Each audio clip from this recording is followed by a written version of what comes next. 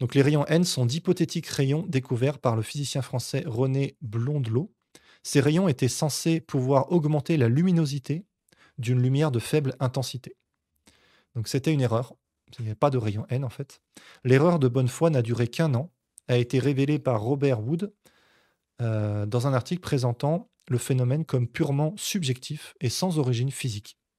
Le phénomène ayant été observé sans le dispositif déclencheur.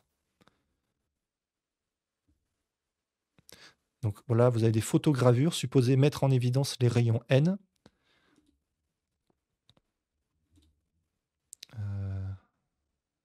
Comment on zoome? Voilà. Alors sans les rayons N, avec les rayons N, sans les rayons N, avec les rayons N. Donc a priori, on voit qu'il y a une différence. Ok. Et c'est l'une des plus grandes erreurs du XXe siècle en physique expérimentale. Parce que pendant quelques temps quand même, on a vraiment cru qu'il avait découvert des nouveaux rayons. Donc c'est en 1903, vous voyez, c'est quelques années après les rayons de Röntgen, après les rayons X. Et la radioactivité par Becquerel. Donc ça, pareil, j'en ai parlé dans la vidéo sur la radioactivité. Ok, donc il annonce la découverte des nouveaux rayons. Alors pourquoi rayon N? Parce qu'il vient de Nancy. Donc il a rendu hommage à sa ville natale.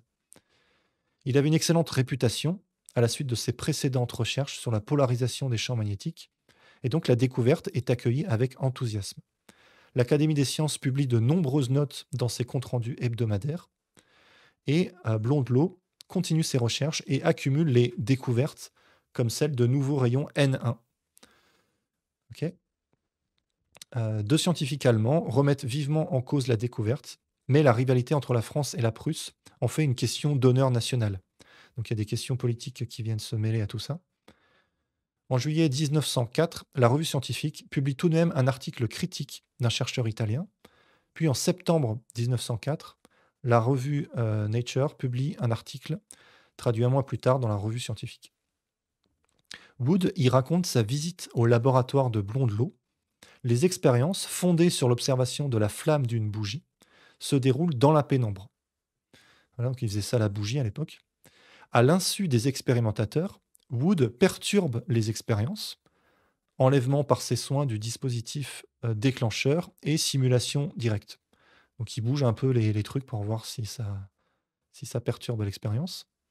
Or, imperturbablement, c'est très dur à dire, les expérimentateurs continuent à observer les effets attendus. Bien qu'en France, on entende guère de voix qui s'élèvent contre la légitimité fondamentale de ces recherches, on ne peut pas ne pas être frappé par l'écho d'une rumeur qui ne cesse de grossir à l'étranger, rumeur de scepticisme et d'étonnement. À la fin de l'année 1904, l'Académie des sciences attribue tout de même à Blondelot le prix Lecomte d'une valeur de 50 000 francs pour l'ensemble de ses travaux, donc pas que pour ça.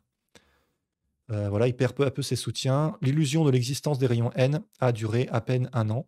Gustave Le Bon, adhérent à la thèse de l'autosuggestion, conclut que le public à l'avenir saurait à quel point un grand corps savant peut être victime de ses plus lamentables erreurs. Voilà. Donc il était convaincu d'avoir découvert un truc, hein. Honnêtement, c'était pas, il cherchait pas à arnaquer, il était convaincu de ça. Et ben, comme il avait une renommée, il a entraîné d'autres chercheurs là-dedans, dont Becquerel. Ah non, c'est le fils de Becquerel, qui est un physicien aussi. Voilà, donc il y avait un problème de protocole expérimental. Les expériences étaient peu fiables.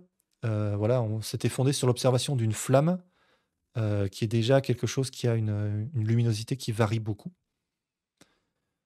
Les observations nécessitaient d'éviter toute contrainte de l'œil, tout effort de vision, d'accommodation ou autre. Voilà, il faisait ça au rendu visuel, hein, de visu. D'après les physiologistes de l'époque, le relâchement de l'accommodation est accompagné d'une dilatation de la pupille et par suite d'une pénétration plus grande de la lumière dans l'œil. Donc on a l'impression qu'il y a plus de lumière parce qu'il y a une sorte d'accommodation qui relâche, qui dilate la pupille. À décharge, l'époque était propice à la découverte de nouveaux rayons. Voilà, on était sur la lancée, les rayons X, etc. Et on n'arrivait pas à reproduire l'expérience, mais ça ne veut pas dire que l'expérience de base est fausse. Donc ça a pu durer quand même quelques temps comme ça. Voilà. Et ça a incité à plus de précautions dans les expérimentations, à réaliser des tests en double aveugle pour, éviter le biais de confirmation. Voilà, bon après voilà, il y a les histoires politiques et après ça a dérivé dans les courants ésotériques. Voilà, c'était l'histoire du rayon N, donc ça a duré 1 an. Pendant 1 an, on a cru que, il y avait des nouveaux rayons un peu comme, les rayons X. Voilà, donc bah, on s'arrête là pour la première re Wikibalade. Voilà, j'espère que ça vous a plu. On refera ça pour le prochain live et donc on prendra le deuxième prix Nobel.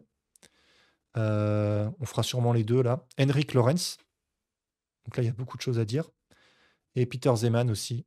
Voilà, donc tout ce qui se fait à cette époque-là, ça a eu énormément d'influence. Voilà, j'espère que ça vous a plu.